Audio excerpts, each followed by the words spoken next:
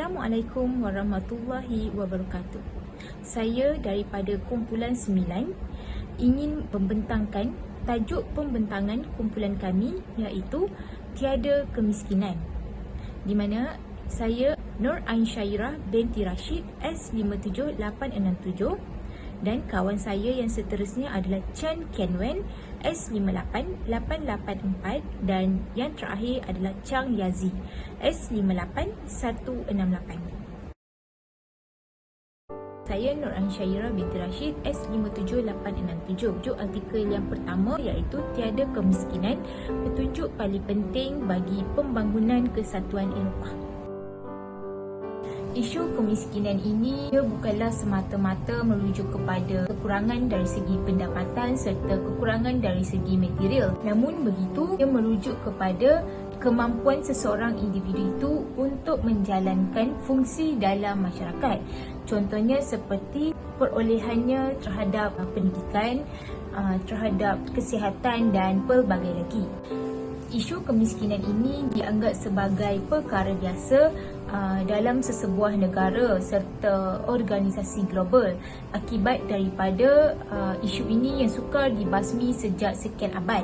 Namun begitu, dalam peringkat kebangsaan iaitu di mana ada beberapa laporan yang menyatakan bahawa isu kemiskinan ini merupakan masalah kompleks yang sukar untuk ditemui jalan penyelesaiannya.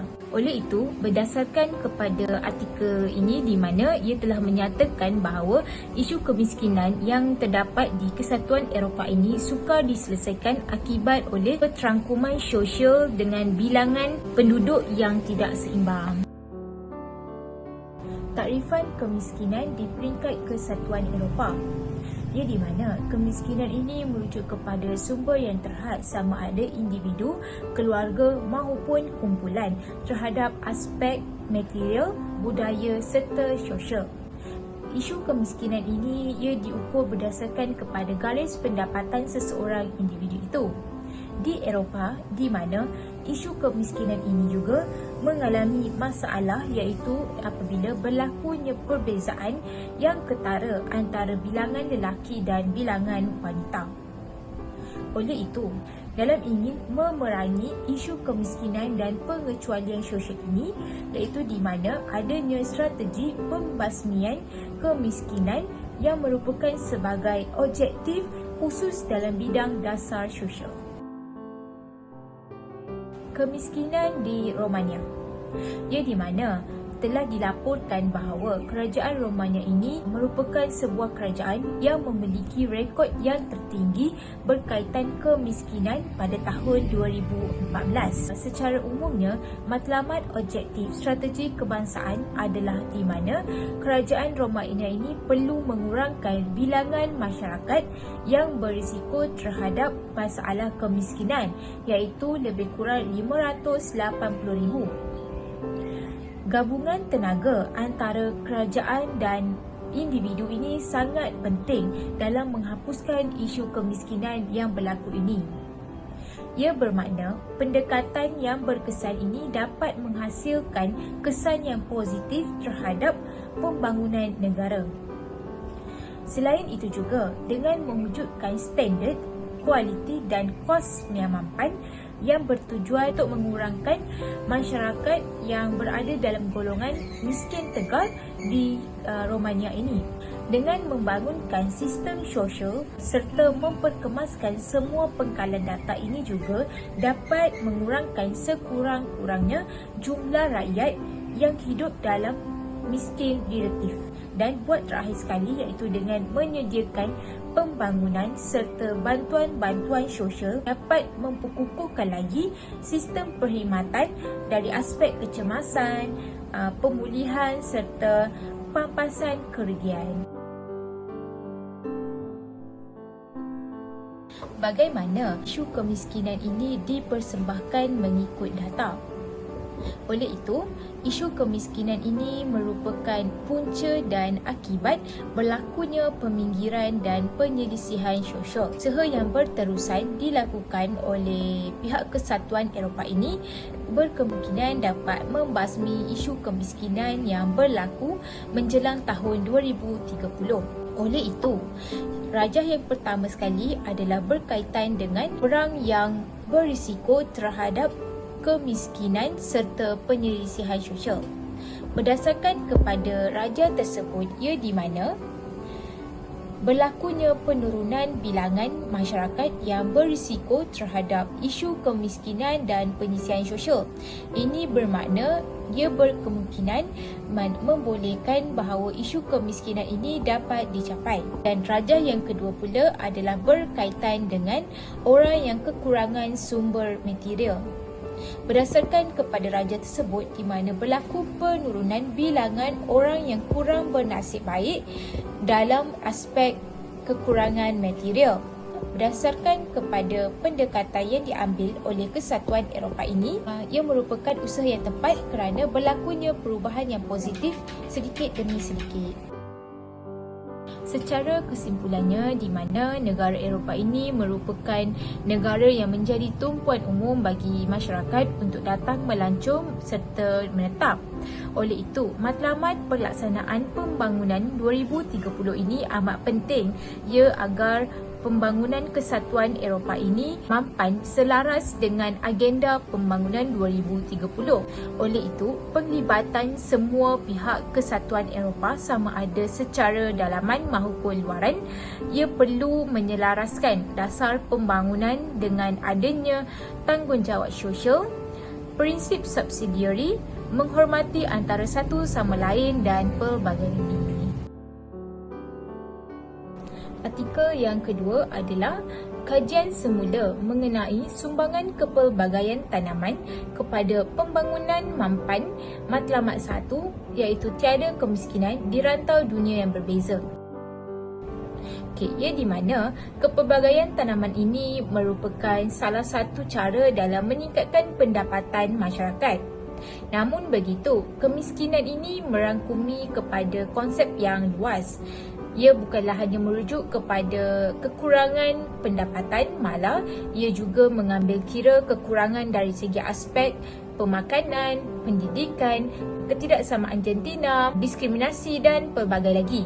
Secara umumnya, kebanyakan masyarakat miskin ini terdiri daripada masyarakat yang berada di luar bandar, di mana menurut laporan Pertubuhan Makanan dan Pertanian FAO menyatakan bahawa para petani kecil menghasilkan banyak penghasilan makanan dunia, tetapi mereka ini jauh lebih miskin daripada penduduk lain dan kurang terjamin berbanding dengan golongan miskin bandar.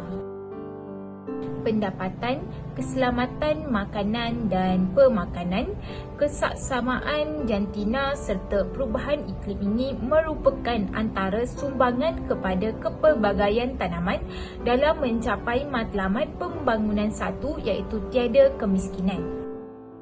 Yang pertama sekali adalah pendapatan, di mana pendapatan ini merupakan sesuatu kepentingan bagi setiap individu dalam memastikan kehidupan mereka hidup dalam keadaan selesa, sempurna dan sejahtera. Oleh itu, pendapatan yang diperolehi berdasarkan kepada kepelbagaian tanaman yang dilakukan itu, dia dipengaruhi dengan jenis tanaman yang dijalankan sama ada dapat mengurangkan kadar kemiskinan ataupun tidak.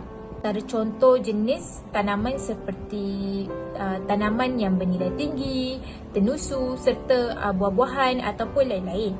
Seperti contoh di Utopia, iaitu di mana tanaman sayur-sayuran dapat berikan pendapatan tunai yang ketara kerana gaya pemasaran yang dilakukan itu dapat menyumbang kepada akses makanan dan mata pencarian masyarakat tersebut. Oleh itu, ini menunjukkan bahawa hubungan yang positif antara pendapatan dan jenis tanaman, pelbagaian tanaman yang dilakukan di sesebuah negara itu dalam memperolehi pendapatan yang lumayan. Sumbangan yang kedua adalah berkaitan dengan keselamatan makanan dan pemakanan. Ia di mana setiap masyarakat ini memerlukan makanan untuk meneruskan kelangsungan hidup. Ketidakjagaan makanan dan pemakanan ini akan menyebabkan pelbagai kesan negatif yang akan berlaku seperti kekurangan zat makanan dan akhirnya menyebabkan seseorang itu jatuh sakit, pendapatan berkurang dan pelbagai lagi. Berdasarkan kepada laporan, iaitu di mana terdapat 89 daripada 208 projek kepelbagaian tanaman yang dilakukan di 52 buah negara yang membangun telah dapat menyumbang kepada peningkatan pembangunan dalam asas setiap hektar. Oleh itu, secara tak langsung, ini menunjukkan bahawa ia dapat mengurangkan kadar kemiskinan lalu mencapai matlamat pembangunan mampan, iaitu tiada kemiskinan di rantau dunia yang berbeza. Sumbangan yang seterusnya adalah berkaitan kesaksamaan jantina, yang di mana kepelbagaian tanaman dengan adanya penglibatan wanita ini dapat membantu mengurangkan kemiskinan serta mengurangkan isi rumah daripada kelaparan. Penyertaan wanita dalam sesuatu pekerjaan itu akan mewujudkan kesan sama ada positif maupun negatif. Oleh itu, penggunaan barangan kepelbagaian tanaman serta teknologi pertanian perlulah bersesuaian dengan tugas yang akan disandang oleh buruh wanita itu. Menurut Martins and Swinen yang mengatakan bahawa pertubuhan pengeluaran pertanian memberi manfaat yang positif kepada wanita luar bandar melalui peningkatan pendapatan gaji serta mengurangkan ketidaksamaan jantina di kawasan luar bandar.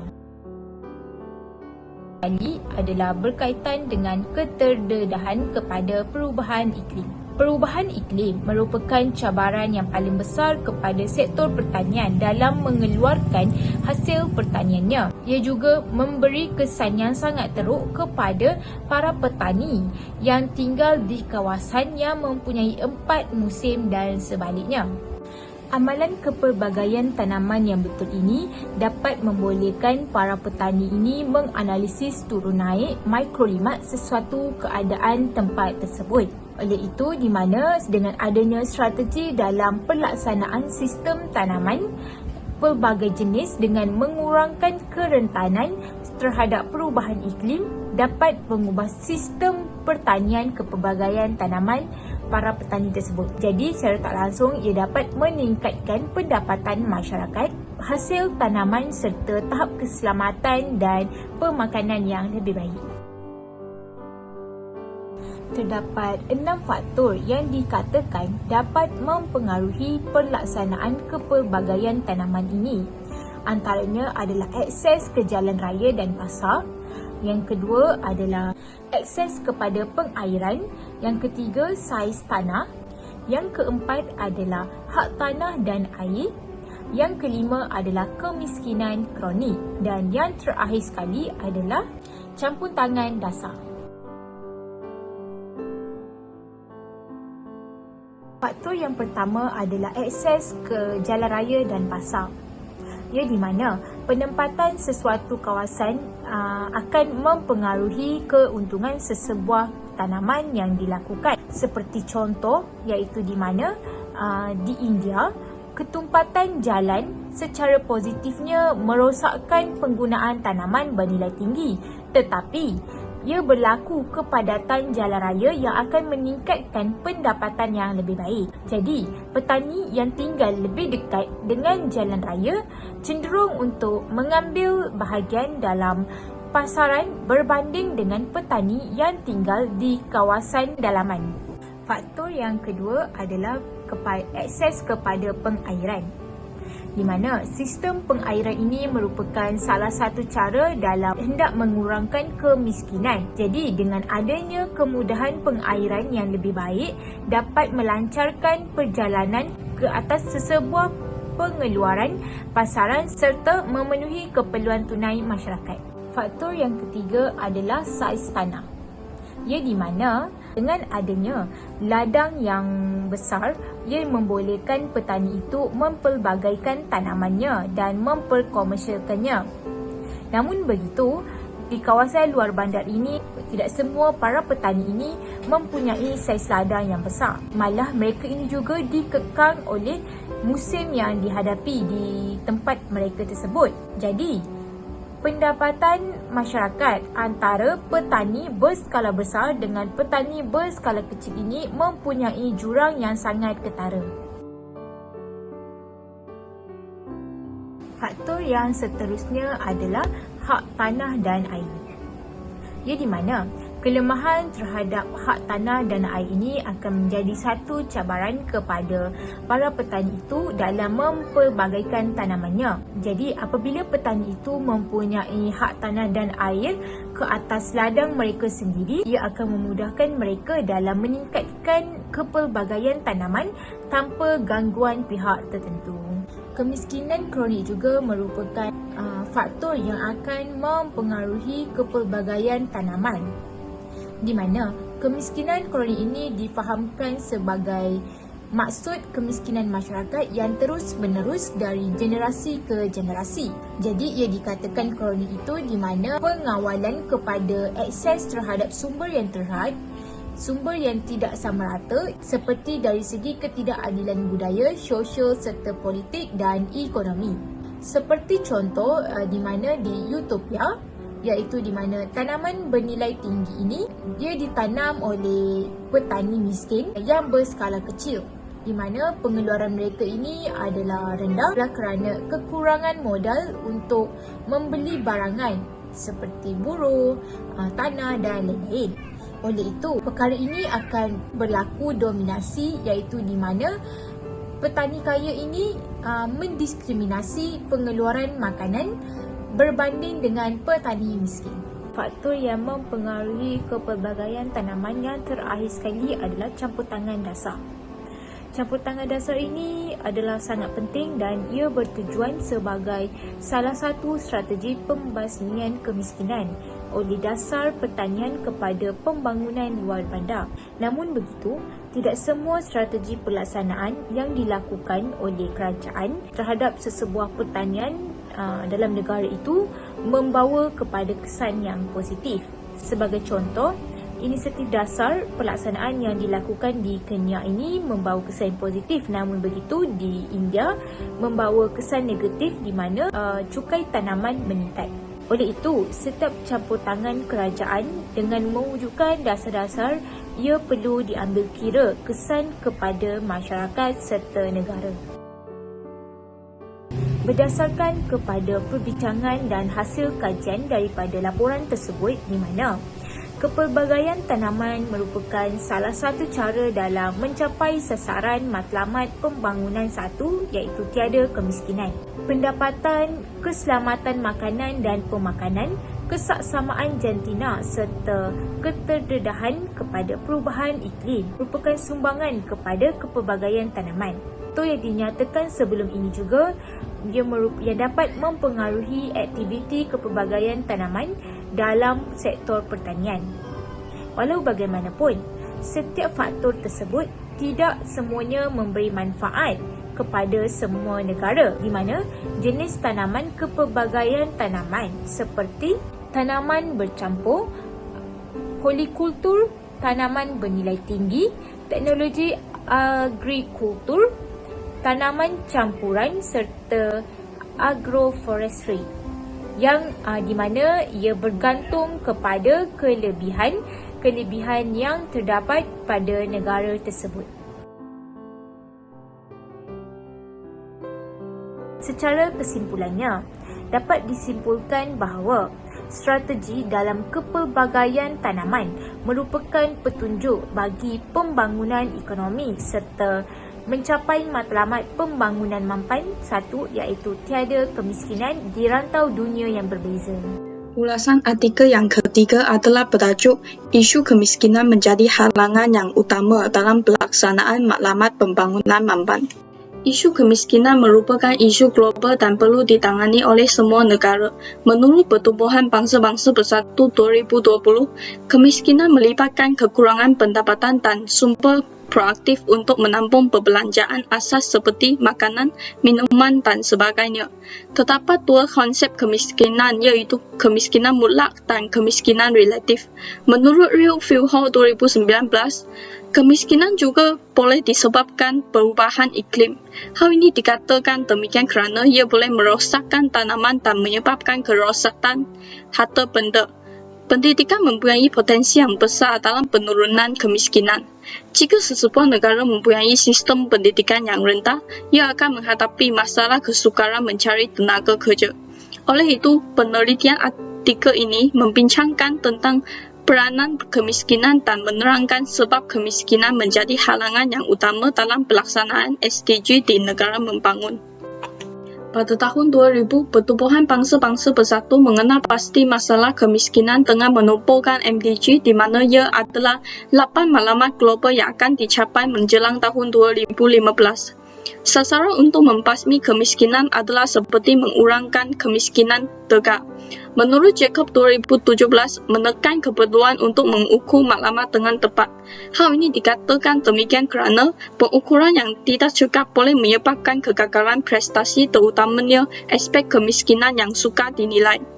Laporan terkini yang berkaitan dalam usaha pelaksanaan SDG menunjukkan bahawa dunia tidak lagi berada pada landasan untuk menamatkan kemiskinan tegak menjelang tahun 2030.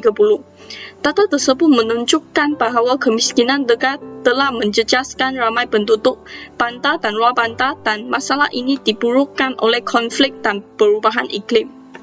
Menurut Muhammad Majid Konten, metodologi dapat diklasifikasikan sebagai satu kaedah dan juga cara untuk mereka bentuk, mengumpul serta menganalisis data supaya ia dapat menyokong kajian dengan dijadikan bukti.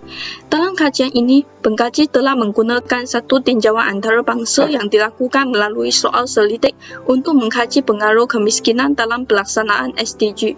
Sasaran adalah kepada pakar alam sekitar dan pakar pendidikan dari seluruh dunia. Selain itu, pengkaji juga menyediakan satu set soalan dan ujian pra dalam kalangan rakan sekerja yang berpengalaman. Hal ini memudahkan pengkaji dalam pengumpulan data dan mudah untuk menjawab soalan kajian dalam soal selidik yang disediakan oleh pengkaji. Pengkaji menggunakan instrumen untuk pengumpulan data dan dihantar melalui borang Google Form. Borang tersebut akan diedarkan kepada kira-kira 480 pihak profesional yang terdiri daripada profesor, penyelidik dalam sektor pentadbiran di universiti mereka. Tinjauan ini menerima seramai 106 responden dan kebanyakan responden adalah dari negara Brazil, Nigeria, Kenya, manakala wakil negara yang berpendapatan rendah adalah negara India.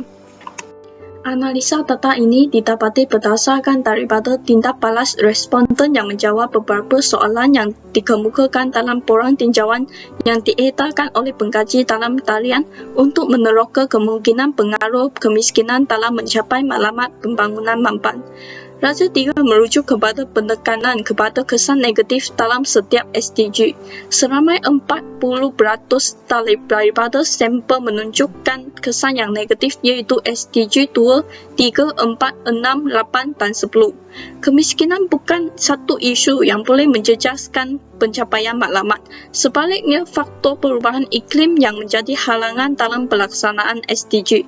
Hasil juga menunjuk bahawa sebahagian besar daripada responden menyatakan bahawa faktor perubahan iklim menjejaskan pelaksanaan SDG 1 dan seramai 9% menganggap bahawa faktor perubahan iklim tidak mempengaruhi pencapaian matlamat kemiskinan. Raja 4 merujuk kepada halangan yang menghalang pelaksanaan SDG 1 di negara responden.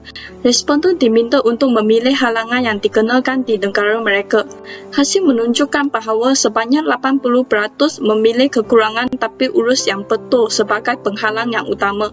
Kemudian diikuti oleh kekurangan sumber kewangan 71% dan kekurangan program latihan 58% daripada set jawapan yang telah ditetapkan. Raja 5 merujuk kepada klasifikasi langkah yang ditunjukkan oleh responden untuk mencapai SDG 1 di negara mereka.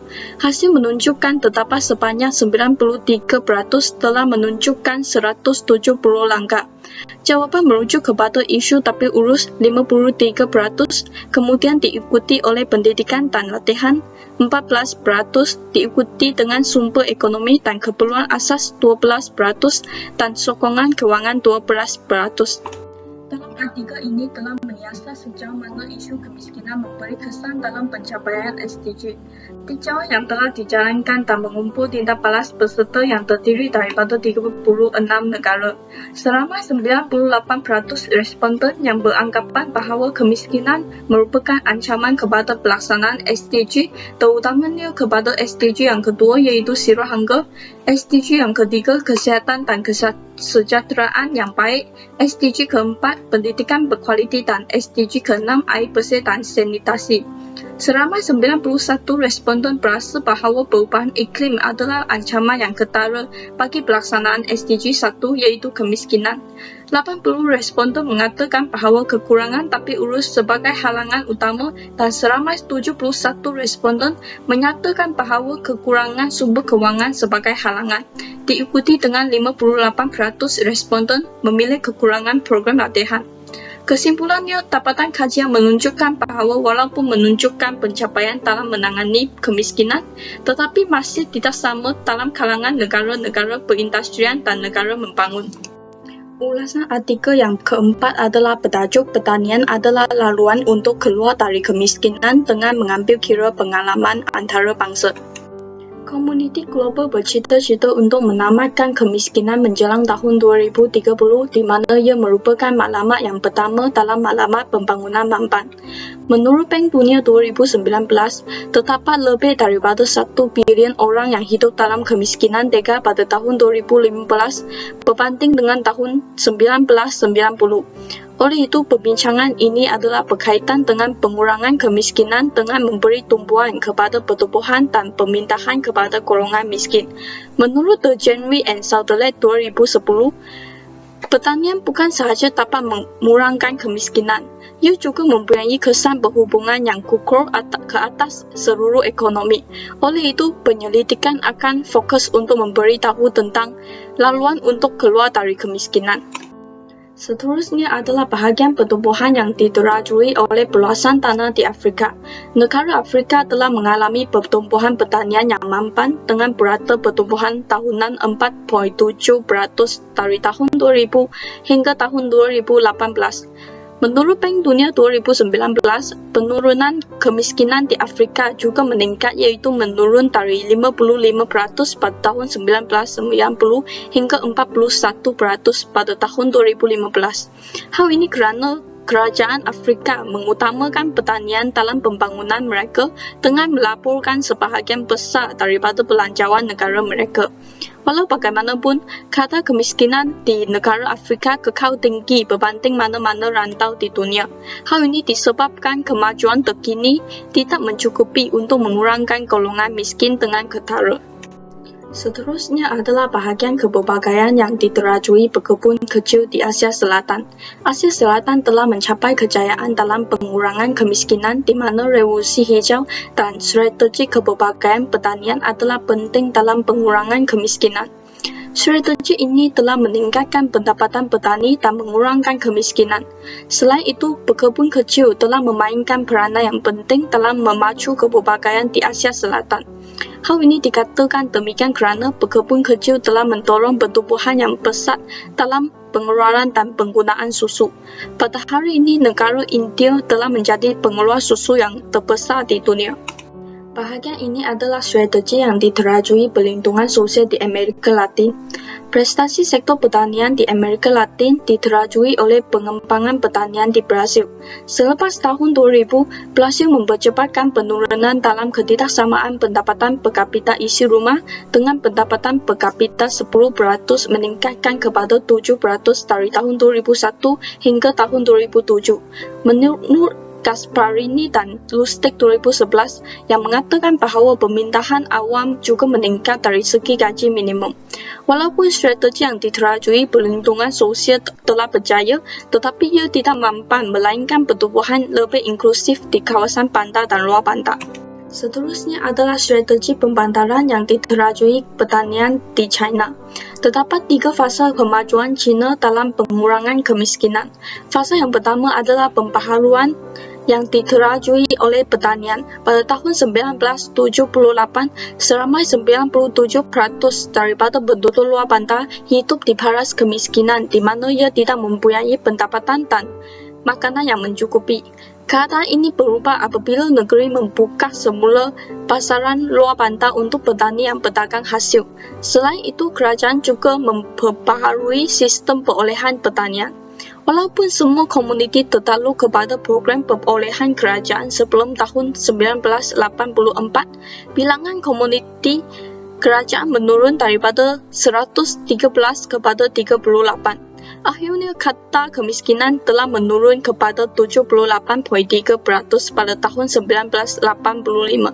Fasa yang kedua adalah pembangunan sektor bukan ladang luar bandar. Pada tahun 1985, pekerjaan sektor bukan ladang telah meningkat daripada 18% daripada jumlah guna tenaga di luar bandar meningkat kepada 29% pada tahun 1997. Oleh itu, pembangunan sektor bukan ladang di luar bandar dapat meningkatkan berata pendapatan per kapita penduduk luar bandar. Akibatnya, kadar kemiskinan terus menurun kepada 49.8% pada tahun 2000. Fasa yang ketiga adalah migrasi luar bandar. Migrasi lebih berkait dengan pelaburan dalam aktiviti pengeluaran bukan pertanian dan pengembangan migrasi telah membantu meningkatkan penggunaan di kawasan luar bandar China. Akhirnya kadar kemiskinan jatuh kepada 0.6% pada tahun 2019. Kesimpulannya, kita memerlukan banyak kemajuan untuk membasmi kemiskinan menjelang tahun 2030. Pengajaran yang utama adalah pertumbuhan pertanian yang diterajui oleh pekebun kecil kerana ia memberi impak yang besar kepada pengurangan kemiskinan, terutamanya di negeri-negeri yang kekurangan tanah. Selain itu, pembaharuan China dalam bidang pertanian telah membantu ramai petani meningkatkan produktiviti dan pendapatan mereka. Pengalaman di Amerika Latin menggunakan program pemindahan dalam menyediakan makanan kepada golongan miskin.